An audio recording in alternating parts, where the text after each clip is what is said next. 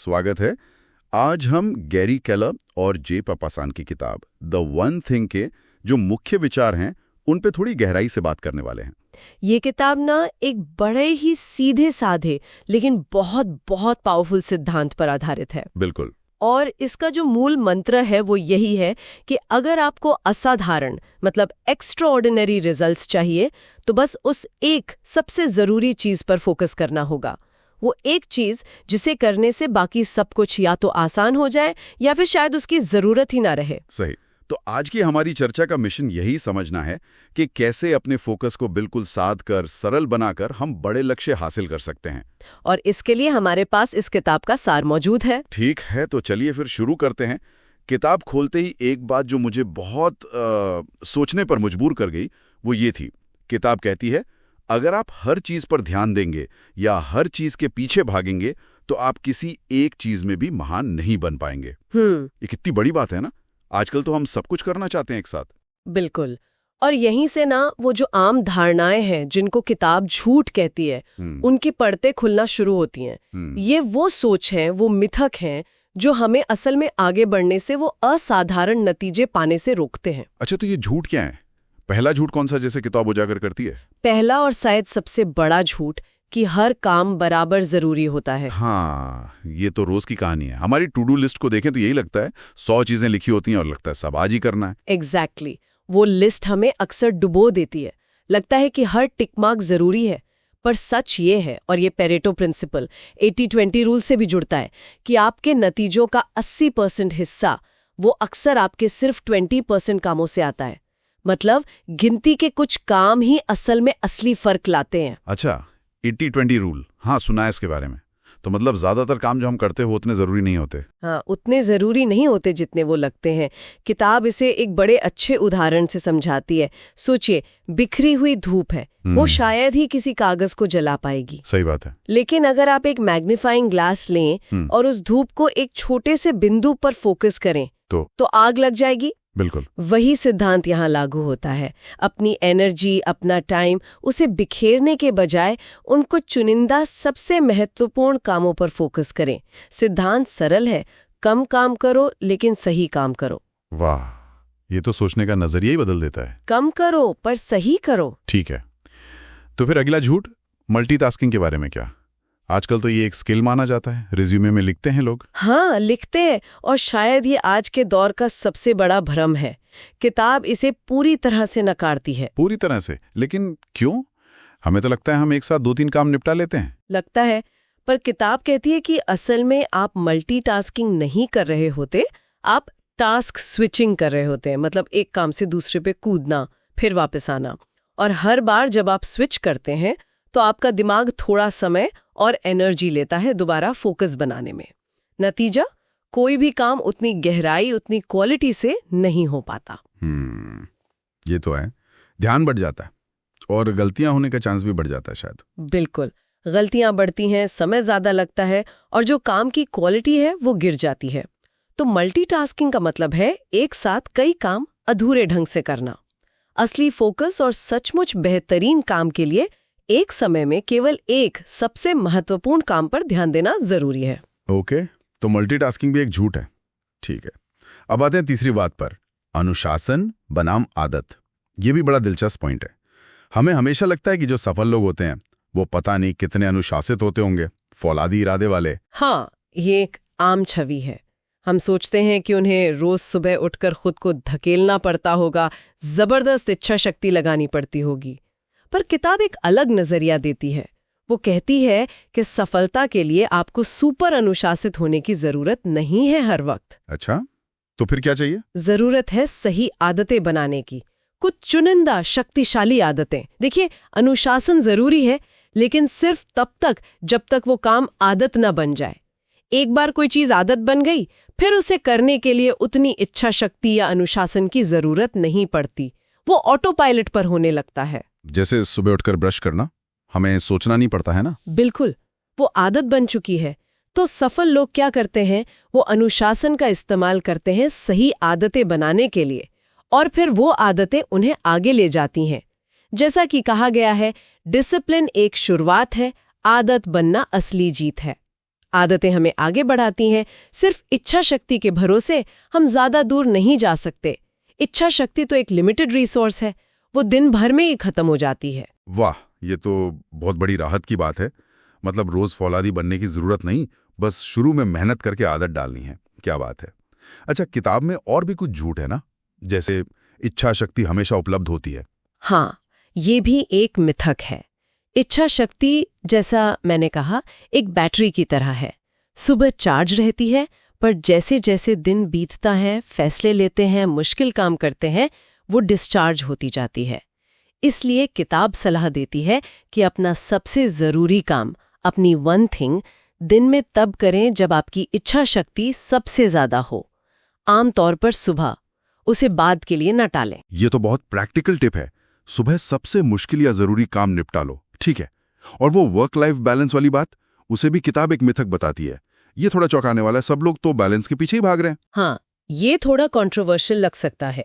किताब का तर्क ये नहीं है कि आपकी पर्सनल लाइफ जरूरी नहीं है, बिल्कुल है। लेकिन ये जो बैलेंस का आइडिया है कि हर चीज को बराबर तवज्जो देना हर वक्त, ये असल में मुमकिन नहीं है और शायद जरूरी भी नहीं। तो फिर क्या करें? काम ही काम करें? नहीं, बैलेंस की जगह किताब काउंटर बैलेंस की बात करती है। इसका मतलब है कि जब आप काम पर हैं तो पूरी तरह काम पर फोकस करें, अपनी वन थिंग को प्राथमिकता दें। और जब आप घर पर हैं, अपनी फैमिली के साथ हैं, तो पूरी तरह वहां मौजूद रहें। मतलब हर चीज को एक साथ साधने की कोशिश करने के बजाय ये समझें कि जीवन में कभी काम को ज्यादा प्राथमिकता देनी होगी तो कभी पर्सनल लाइफ को। और ये ठीक है। जरूरत है ये जानने की कि उस वक्त, उस पल में सबसे जरूरी क्या है और उसे अपना पूरा ध्यान देना। बैलेंस एक स्टैटिक चीज नहीं है, ये एक डायनामिक एक्ट है। इधर उधर झुकना पड़ता है। काउंटर बैलेंस, ये नया शब्द है मेरे लिए। मतलब पल में जीना और उस पल की प्राथमिकता को समझना। ठीक है। और एक और झूठ था शायद कि बड़ा सोचना बुरा है। हाँ, ये भी एक लिमिटिंग बिलीफ है जिसे किताब चैलेंज करती है। हमें अक्सर लगता है कि बड़े लक्ष्य डरावने होते हैं, शायद हम उन्हें हासिल ना कर पाएं, तो छोटे सुरक्षित लक्ष्य रखना बेहतर है। हाँ, फेल होने का डर लगता है। बिल्कुल, पर किताब कहती है कि हमारी सोच ही हमारे एक्शन का दायरा तय करती है।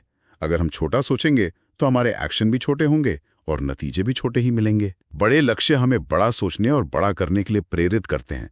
वो हमें हमारी सीमाओं से आगे धकेलते हैं। तो डरना नहीं है, बल्कि बड़े सपने देखने हैं और फिर उन्हें हासिल करने के लिए अपनी वन थिंग पर काम करना है। ठीक है, तो ये सारे झूठ तो समझ आ गए। मतलब ये वो गलत धारणाएं हैं जो हमें रोकती हैं। पर अब सवाल उठता है कि करें क्या? समाधान क्या है? वो वन थिंग, वो एक सबसे जरूरी चीज, उसे ढूंढे कैसे? यहीं पर शायद वो फोकसिंग क्वेश्चन आता है जिसका आपने शुरू में जिक्र किया था। बिल्कुल सही। यही इस पूरी किताब का, इस पूरे फलसफे का दिल है, वो फोकसिंग क्वेश्चन। क्या है ये सवाल? सवाल बहुत सीधा है लेकिन बहुत गहरा है। सवाल है, वो कौन सी एक चीज है जिसे करने से बाकी सब कुछ आसान या गैर जरूरी हो जाएगा? What's the one thing I can do such that by doing it everything else will be easier or unnecessary? वो कौन सी एक चीज जिसे करने से बाकी सब कुछ आसान या गैर जरूरी हो जाएगा? हाँ, ये सवाल आपको हर स्थिति में पूछना है। अपने बड़े लक्ष्यों के लिए, अपने सालाना लक्ष्यों के लिए, महीने के, हफ्ते के और यहाँ तक के आज के लिए भी। जैसे अगर आपका बड़ा लक्ष्य है सेहत सुधारना, तो सवाल हो सकता है वो कौन सी एक चीज है जिसे करने से मेरी सेहत सुधारना सबसे आसान या गैर जरूरी हो जाएगा? शायद जवाब हो रोज सुबह एक्सरसाइज करना। अच्छा, तो ये सवाल हमें रास्ता दिखाता है। ये एक फिल्टर की तरह काम करता है ना, जो गैर जरूरी चीजों को हटा देता है। बिल्कुल, ये कंपस की तरह दिशा दिखाता है। ये आपको बताता है कि सैकड़ों कामों की भीड़ में से वो कौन सा एक काम है जिस पर आपको सबसे पहले अपनी पूरी एनर्जी लगानी चाहिए। ये सवाल सिर्फ काम के लिए नहीं, जिंदगी के हर पहलू के लिए पूछा जा सकता है। आपके रिश्ते, आपकी सेहत, आपके फाइनेंस, आपकी पर्सनल ग्रोथ। वाह, ये तो सच में एक मास्टर चाबी जैसा लग रहा है। लेकिन इसे रोज इस्तेमाल करना, क्या ये मुश्किल नहीं होगा? रोज सोचना कि वो एक चीज क्या है। शुरू में शायद थोड़ा अभ्यास लगे, पर जैसे जैसे आप इसे पूछने लगेंगे, ये आपकी सोच का हिस्सा बन जाएगा और ये सवाल आपको स्पष्टता देगा।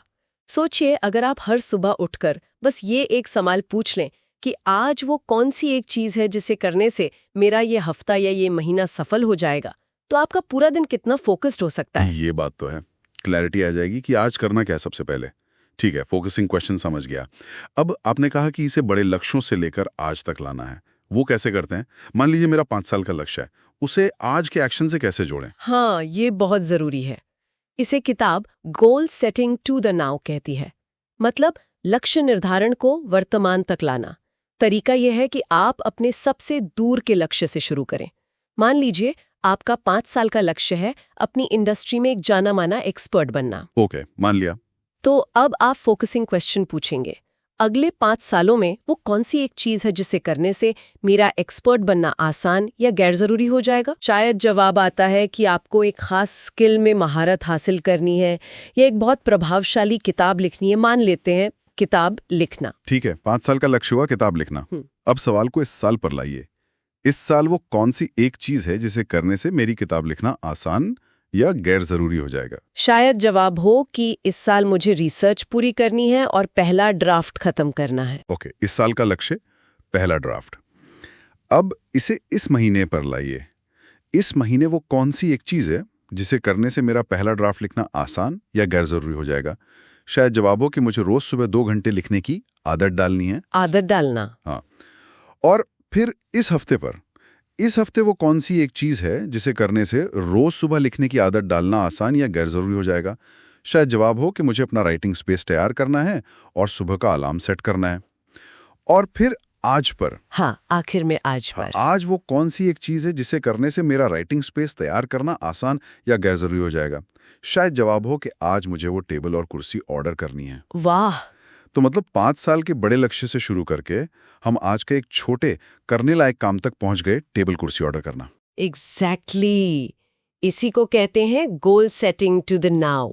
ये बड़े डरावने लगने वाले लक्ष्यों को छोटे मैनेजेबल कदमों में तोड़ देता है और हर कदम आपको आपके अल्टीमेट लक्ष्य के करीब ले जाता है।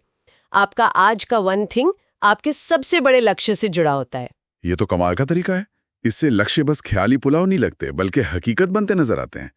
इसी से जुड़ी हुई एक और बात किताब में है, टू डू लिस्ट की जगह सक्सेस लिस्ट बनाने की। ये क्या है, क्या फर्क है दोनों में? फर्क बहुत बड़ा है। हमारी आम टू डू लिस्ट कैसी होती है? लंबी, है ना? उसमें 10 यूं चीजें लिखी होती हैं, ईमेल चेक करना, किसी को कॉल करना, ग्रोसरी लाना, प्रेजेंटेशन बनाना, सब कुछ। हाँ, मेरी तो हमेशा लंबी होती है और अक्सर पूरी नहीं हो पाती। वही तो, टू डू लिस्ट असल में बस कामों का एक ढेर है। इसमें जरूरी, गैर जरूरी, छोटे बड़े सब काम मिले जुले होते हैं। ये आपको व्यस्त रखती है, पर जरूरी नहीं कि प्रोडक्टिव बनाए।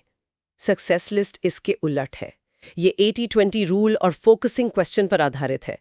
ये कहती है कि अपनी लंबी टू डू लिस्ट को देखो और उसमें से सिर्फ वो 1-2 काम चुनो जो असल में आपके उस दिन की वन थिंग से जुड़े हैं, जो आपको आपके सबसे बड़े लक्ष्य की तरफ ले जाएंगे। मतलब टू डू लिस्ट में से छांटकर एक छोटी सुपर फोकस लिस्ट बनाना? बिल्कुल। सक्सेस लिस्ट आपकी टू डू लिस्ट का वो छोटा सा हिस्सा है जो असाधारण नतीजा देगा। बाकी सब काम या तो आप बाद में कर सकते हैं या डेलीगेट कर सकते हैं या शायद करने की जरूरत ही ना पड़े। तो टू डू लिस्ट आपको सिर्फ व्यस्त रखती है, जबकि सक्सेस लिस्ट आपको सफल बनाती है। ये क्वांटिटी की जगह क्वालिटी पर फोकस करती है। हर काम के पीछे भागने के बजाय उस एक काम पर फोकस करें जो सबसे ज्यादा मायने रखता है। ये बहुत पावरफुल आइडिया है।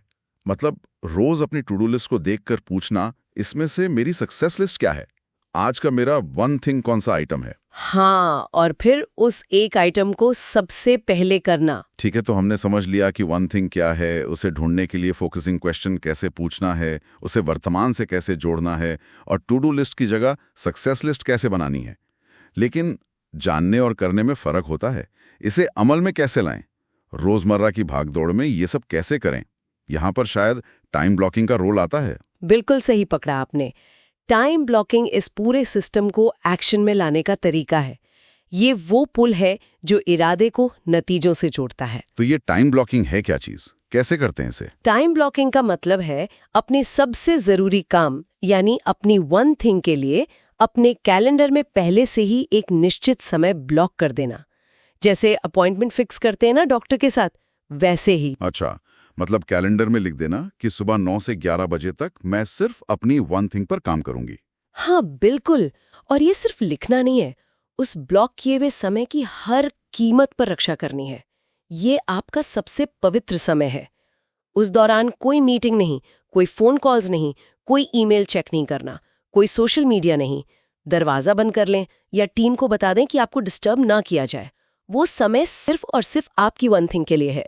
ये सुनने में तो बहुत अच्छा लग रहा है, लेकिन प्रैक्टिकल लाइफ में क्या ये मुमकिन है? ऑफिस में तो लगातार डिस्टर्बेंस होती रहती है। हाँ, चुनौतियां तो आएंगी, लेकिन यहीं पर आपकी प्राथमिकता और कमिटमेंट का टेस्ट होता है। देखिए, अगर वो काम वाकई आपकी वन थिंग है, अगर वो आपके सबसे बड़े लक्ष्य के लिए जरूरी है, तो उसे करने के लिए समय निकालना और उसे बचाना आपकी जिम्मेदारी है। शायद आपको अपने मैनेजर से बात करनी पड़े या अपनी टीम के साथ कुछ नियम बनाने पड़े। शायद आपको सुबह जल्दी ऑफिस आना पड़े या थोड़ी देर रुकना पड़े। लेकिन अगर आप ठान लें तो रास्ता निकल आता है। और जरूरी नहीं कि ये ब्लॉक रोज 3-4 घंटे का हो। शुरू में आप शायद 1 घंटा निकाल पाएं, पर वो 1 घंटा पूरी तरह फोकस्ड होना चाहिए। धीरे धीरे आप इसे बढ़ा सकते हैं। द की इज कंसिस्टेंसी, रोज करना है। कंसिस्टेंसी, हाँ, ये जरूरी है। तो टाइम ब्लॉकिंग मतलब अपनी प्राथमिकता को कैलेंडर पर जगह देना और फिर उसे प्रोटेक्ट करना। एग्जैक्टली। किताब कहती है अगर कोई चीज आपके कैलेंडर पर नहीं है तो वो शायद होगी ही नहीं। अपनी वन थिंग को अपने कैलेंडर में सबसे पहले जगह दें। ठीक है, ये भी समझ आ गया। अब एक और चीज है जिसका असर हम सब पर पड़ता है, हमारा माहौल, हमारे आसपास के लोग। इसका कितना रोल है फोकस बनाए रखने में? बहुत बहुत बड़ा रोल है। शायद जितना हम सोचते हैं उससे कहीं ज्यादा। हमारा माहौल यानी हमारे आसपास के लोग और हमारी जगह हमारी आदतों और हमारे फोकस को बनाते या बिगाड़ते हैं। कैसे, थोड़ा और समझाएंगी? देखिए, अगर आपके आसपास ऐसे लोग हैं जो खुद फोकस्ड हैं, जो आपको आपके लक्ष्यों के लिए प्रेरित करते हैं, जो आपकी वन थिंग को समझते हैं और सपोर्ट करते हैं, तो आपके लिए भी फोकस्ड रहना आसान हो जाएगा। लेकिन अगर आपके आसपास ऐसे लोग हैं जो हमेशा आपको डिस्टर्ब करते हैं या जिनके लक्ष्य आपसे बिल्कुल अलग हैं या जो आपकी कोशिशों का मजाक उड़ाते हैं, तो फोकस बनाए रखना बहुत मुश्किल हो जाता है। हाँ, ये तो है। नेगेटिविटी खींच लेती है। बिल्कुल। इसलिए किताब कहती है कि अपने आसपास सही लोग चुनें, ऐसे मेंटर्स, दोस्त या कलीग्स जो आपको ऊपर उठाएं, नीचे ना खींचें। जरूरत पड़े तो कुछ लोगों से थोड़ी दूरी बनाना भी जरूरी हो सकता है। और सिर्फ लोग ही नहीं, आपकी जगह भी मायने रखती है। आपका वर्क स्पेस कैसा है? क्या वो साफ सुथरा और ऑर्गेनाइज्ड है या बिखरा हुआ और भटकाव से भरा है? मतलब डेस्क पर पड़े फालतू कागज और फोन पर आते हैं नोटिफिकेशन। हाँ, ये सब छोटे छोटे भटकाव आपकी एनर्जी और फोकस चुराते हैं। अपने काम करने की जगह को ऐसा बनाएं जो फोकस को सपोर्ट करे। डिजिटल विकर्षणों को कम करें। फोन को साइलेंट रखें या दूर रख दें जब आप अपनी वन थिंग पर काम कर रहे हों।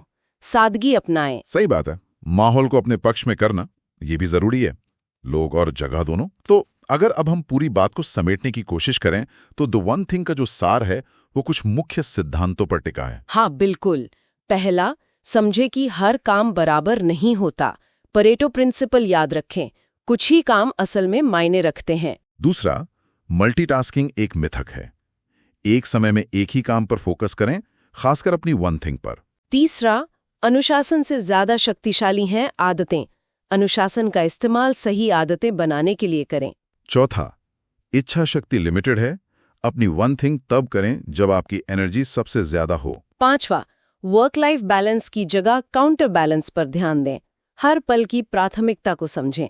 छठा, बड़ा सोचने से न डरें, बड़े लक्ष्य ही बड़े एक्शन और बड़े नतीजे लाते हैं। और फिर एक्शन के लिए सातवां, अपनी वन थिंग ढूंढने के लिए रोज फोकसिंग क्वेश्चन पूछें। आठवां, बड़े लक्ष्यों को goal setting to the now के जरिए आज के एक्शन से जोड़ें। नौवां, लंबी टू डू लिस्ट की जगह छोटी असरदार सक्सेस लिस्ट बनाएं। 10वां, अपनी वन थिंग के लिए कैलेंडर में टाइम ब्लॉकिंग करें और उसे प्रोटेक्ट करें। और 11वां, अपने माहौल, लोग और जगहों को ऐसा बनाएं जो आपके फोकस और लक्ष्यों को सपोर्ट करे। वाओ, ये तो पूरा फ्रेमवर्क तैयार हो गया। सुनने में बहुत लॉजिकल और पावरफुल लग रहा है। हाँ, है तो। और जैसा कि किताब में कहा गया है, सफलता इस बारे में नहीं है कि आप सब कुछ सही करें, बल्कि इस बारे में है कि आप सही चीज करें, वो वन थिंग करें। और एक और बात जो मुझे बहुत पसंद आई, आप वही बनते हैं जिस पर आप हर दिन ध्यान देते हैं। तो सवाल ये है कि आप अपना ध्यान कहाँ लगा रहे हैं। बिल्कुल। तो ये थी द वन थिंग के शक्तिशाली विचारों पर हमारी आज की गहरी चर्चा। कैसे कम करके ज्यादा पाया जा सकता है, कैसे अपने काम और जीवन में स्पष्टता और फोकस लाया जा सकता है। हाँ, और मुझे लगता है ये सिद्धांत सिर्फ काम पर ही नहीं बल्कि जीवन के हर क्षेत्र में लागू होते हैं। सही कहा। और अंत में एक विचार जो मैं श्रोताओं के लिए छोड़ना चाहूंगी। हमने बात की कि वन थिंग को पहचानना कितना जरूरी है। फोकसिंग क्वेश्चन इसमें मदद करता है, लेकिन शायद असली चुनौती वन थिंग को पहचानना नहीं है। हो सकता है वो हमें पता भी हो अंदर ही अंदर। असली चुनौती है बाकी उन अनगिनत अच्छी लगने वाली, जरूरी लगने वाली, आकर्षक लगने वाली चीजों को ना कहने का साहस जुटाना। ना कहना ये मुश्किल होता है। बहुत मुश्किल, क्योंकि वो चीजें बुरी नहीं होती, वो भी अच्छी होती हैं, शायद जरूरी भी लगती हैं, लेकिन वो आपकी वन थिंग नहीं होती। वो आपको आपके सबसे बड़े लक्ष्य से भटकाती हैं। तो असली सवाल ये है कि क्या हम में वो साहस है कि हम अच्छी चीजों को ना कह सकें ताकि हम अपनी सबसे बेहतरीन चीज को हाँ कह सकें। ये साहस रोज कैसे विकसित किया जाए? वाह, ये तो सोचने वाली बात है। अच्छी चीजों को ना कहने का साहस, ताकि सबसे जरूरी चीज हो सके। इसी गहरे सवाल के साथ आज की इस बातचीत को यहीं समाप्त करते हैं। उम्मीद है आपको पसंद आई होगी। धन्यवाद।